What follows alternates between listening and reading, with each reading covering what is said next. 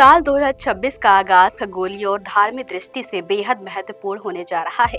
3 मार्च 2026 को साल का पहला चंद्रग्रहण लगने जा रहा है, जो न केवल वैज्ञानिकों के लिए शोध का विषय है, बल्कि ज्योतिषीय गणनाओं के अनुसार भी अत्यंत प्रभावशाली माना जा रहा है। सबसे महत्वपूर्ण बात ये है कि यह ग्रहण भारत में पूर्ण रूप से दृश्यमान होगा, जिसके चलते देश भर में सूतक काल के नियम और परंपराएं पूरी तरह से प्रभावित रहेंगी। उज्जैन के विख्यात ज्योतिषाचार्य पंडित आनंद भारद्वाज ने इस ग्रहण को लेकर विशेष चेतावनी जारी की है।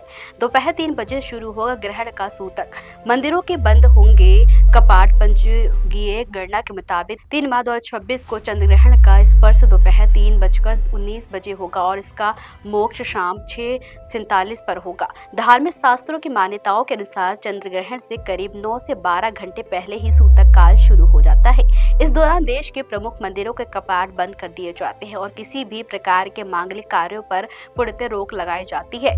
ज्योतिषाचार्यों के अनुसार सूतक काल के दौरान ब्राह्मण में नकारात्मक ऊर्जा का संचार बढ़ जाता है, इसलिए इस अवधि में संयम और ईश्वर भक्ति का विशेष महत्व है। गर्भवती महिलाओं के लिए रेड अलर्ट, इन नियमों का पालन है जरूरी। ज्योतिषाचार्यों के पंडित आनंद भारद्वाज ने स्पष्ट किया है कि ग्रहण के दौरान चंद्रमा से निकलने वाली किरणें दूषित हो जाती हैं। विशेष रूप से गर्भवती महिलाओं के लिए ये समय बहुत संवेदनशील होता है। मान्यता है कि ग्रहण का सीधा प्रभाव गर्भस्थ शिशु के मानसिक और शारीरिक विकास पर प्रभाव डालता है। ऐसे में गर्भवती महिलाओं को सलाह दी गई है कि ये ग्रहण काल के दौरान सीधे चंद्र प्रकाश में ना जाए और घर के भीतर ही रहें। इस दौरान सिलाई, बुनाई या सुई धागे का काम करना पूरी तरह से वर्जित माना जाता है। भूलकर भी नाक छुपाए, चाकू, कैंची, खान पान पर रखे विशेष नियंत्रण। धार्मिक मान्यताओं के अनुसार ग्रहण के समय किसी भी नुकीली वस्तु जैसे कि चाकू, कैंची या सुई का प्रयोग करना गर्भस्थ शिशु को शारीरिक दोष पहुंचा सकता है।